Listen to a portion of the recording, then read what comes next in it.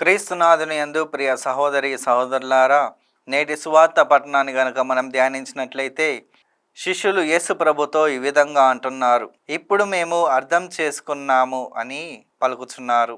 తమ విశ్వాసంపై వారికి ఎంతో ధైర్యం ఉంది. కానీ యేసు ప్రభు శ్రమలను అనుభవించే సమయంలో శిష్యులు చెల్లాచెదరవుతారని ముందుగానే వారికి వ్యక్తపరుస్తున్నారు. ప్రియ సహోదరులారా, మన జీవితంలో చూసుకున్నట్లయితే అన్నీ బాగున్నప్పుడు దేవుడు మనతో ఉన్నాడని పూర్తి నమ్మకంతో జీవిస్తాం.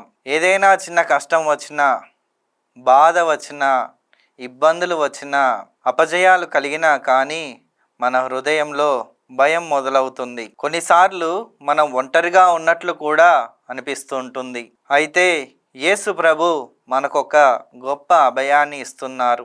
ఏమిటంటే అది లోకంలో మీకు శ్రమలు కలుగును, అయినను ధైర్యంగా ఉండండి, నేను లోకమును జయించి తిని అని ప్రభు మనకు పలుకుచున్నారు.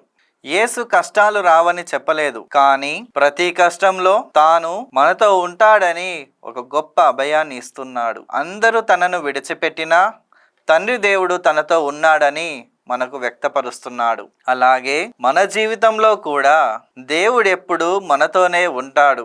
కాబట్టి ప్రియులారా, ఈరోజు మీ హృదయంలో ఏ బాధ ఉన్నా నిరుత్సాహపడకండి. యేసు ఇప్పటికే పాపాన్ని, భయాన్ని, మరణాన్ని జయించాడు. మన ప్రార్థనలో మరియు విశ్వాసంలో మనం కూడా ప్రతి కష్టాన్ని జయించగలం.